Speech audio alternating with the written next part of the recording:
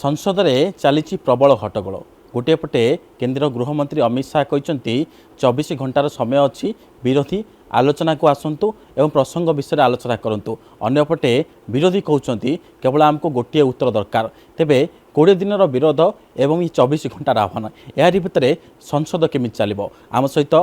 सांसद प्रताप षडंगी अच्छा सहित आलोचना करवा आज्ञा जितेबाला हट्टगोल चली प्रबल गृह कार्य चली पारुनी यार भितर केंद्र गृहमंत्री अमित शाह एक कहते 24 घंटार चैलेंज देते जे आज 3टारू आसंता काली 3टा पर्यंत विरोधी ही कहते आलोचना को आसतु समस्त तथ्य अमित शाह रखिए कहते केमी देखुं कहीं विरोधी आसुना देखो प्रथम सरकार स्पष्ट कर आलोचना में प्रस्तुत माननीय अमित शाह गृहमंत्री भाव में दायित्व नहीं रही जेकोसी प्रश्न उत्तर देवाई सरकार प्रस्तुत अच्छा 24 घंटा समय देले तुम तो 1 दिन पार्लियामेंट को नष्ट करदेल एवं भी शेष मुहूर्त जो तुम आलोचना करवा आम राजी अच्छु अर्थात समस्त प्रश्न उत्तर देवे तेणु फोरम रे आलोचना करवा कथा आमको दरकार अमुक प्रश्न उत्तर दरकार जब पार्लियामेंट को प्रश्न पचार सरकार प्रश्न नदेले अभॉइड कले कह सरकार तो प्रश्न उत्तर देवाक राजी अच्छा तुम्हें प्रश्न पचार राजी न हो तुम्हें तेणु विरोधी दल माने बर्तमान राहुल गांधी ये गंडगोल चली रखा गोटे मेट करके लगी ये असाधु मेट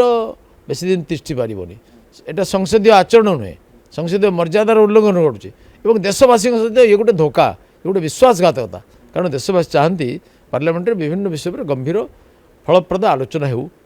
उत्तम निष्कर्ष असुविधा कौट रोचे आज्ञा जितेबाला किरण रिजिजू पूर्व कही सारी कि आम आलोचना प्रस्तुत आज 24 घंटार समय देले कहले राति पर्यंत भी आम रहीकि आज आलोचना भाग नहीं मुझे सदन में बसिक सब कथा शुणी जितेबाला एमती अमित शाह कही पार्टी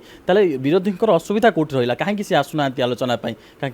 विरोधी असुविधा कौन रहा विरोधी को पचारे से कहींपारे मोर अनुमान होची विरोधी चाहूना आलोचना हो विरोधी चाहूना सत्य उद्घाटन हो विरोधी चाहते एमती गोलमालिया परिस्थिति जारी रू गोलिया पानी कंकड़ा को सुहाए से मैंने गोलमालिया परिस्थिति जारी रखा चाहते से मैंने गोटे स्वप्न देखी जमी गोटे गोटे ब्लाकमेल कला भाया परिस्थिति करी से जन इस्तीफा दाबी करदे और निज शासन कार्य चलीजे गोटे आकाश कुसुम सेमती हुए सेमती त्याग ना ना सी केमती हम से किसी चमकप्रद मैजिक द्वारा क्षमता परिवर्तन हुए ना से विरोधी मैंने किंतु गोटे संसदीय परंपरार घोर उल्लंघन कर देशवासी समय शक्ति अर्थ नष्ट कर लोकप्रति मानकर अधिकार को बाधित कर प्रश्न काल को भी बाधित कर सारा पार्लियामेंट को अचल करी किसी लाभ मिलूँ मुझे जानीपारूनी किंतु ये देशर घोर क्षति होची प्रसंग उपर आलोचना होता जितेबाला आप कही सारी किरण रिजिजू कहते अमित शाह कही सारी जितेबाला भी आलोचना जब विरोधी भाग नहीं था प्रकृत सत्य लोकों सामना को आसपार था स्टूडेंट प्रोटेस्ट कौन होता प्रकृत घटना ये सब आसपार था कि लोकों सम्मुख को हाँ आसीपार था कि प्रकृत सत्य आसवाटा विरोधी चाहूना से चाहते घटना गोलमालिया कर रखिले राजनीतिक लाभ तो प्रकृत सत्य जनता जाणीगले से राजनीति रुटीटा सेका ही पारनी तेणु प्रकृत सत्य उद्घाटन करने को से चाहूना भय कौन पाई ये 24 घंटा जिते समय देते आलोचना ताले विरोधी कहीं भय कर आलोचना को आसुना ना कौन कारण छलनार मुखाटा खोलीज से छात्र वत्सल नुहति से स्वार्थ छात्र को व्यवहार करेंगे युवक को व्यवहार करेंगे घटना को बड़ गोलमालिया करके रखा चाहते भ्रम दूर करने को चेष्टा करूना गोटे शेष प्रश्न आपण पाठक देखो जितेबाला जंतर मंतर कथा उठू स्टूडेंट प्रोटेस्ट कथा उठू सेपटे रांची में छात्रों आंदोलन चलाई ये कथा को कहीं विरोधी उठाऊना ये कथा को कहीं आग्रह प्रकाश करना रांची रांची कारण से सरकार रे जो मैंने अच्छा से प्रति किसी दुर्बलता थी पारे से चाहूना से कथार उद्घाटन हो बोली भारत वर्ष छात्र आंदोलन ये केवल है चारिड़े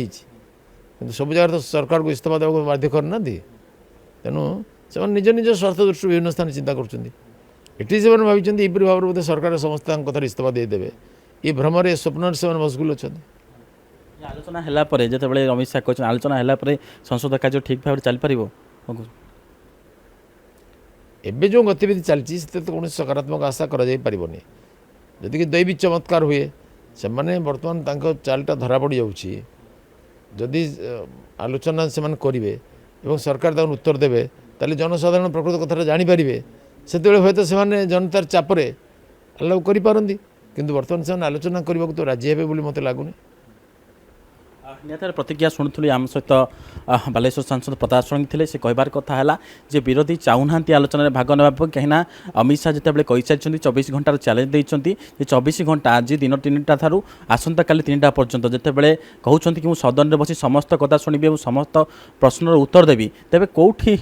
ଅସୁବିଧା ରହୁଛି, ବିରୋଧୀ କାହିଁକି ଯୋଗ ଦେଉନାହାନ୍ତି, ଇଏ ତ ପରବର୍ତ୍ତୀ କଥା। ଏବଂ ଆଗାମୀ ଦିନରେ ଏ ବିଷୟରେ ଆଲୋଚନା ହେବ ନା ସଂସଦ ଠିକ୍ ଭାବରେ ଚାଲିବ ତାହା ପରବର୍ତ୍ତୀ ସମୟ ଜଣାପଡ଼ିବ। ନୂଆଦିଲ୍ଲୀରୁ କ୍ୟାମେରା ପର୍ସନ ମହେନ୍ଦ୍ରଙ୍କ ସହିତ ବିଷ୍ଣୁ ପ୍ରଧାନଙ୍କ ରିପୋର୍ଟ, ଅର୍ଗସ୍ ନ୍ୟୁଜ୍।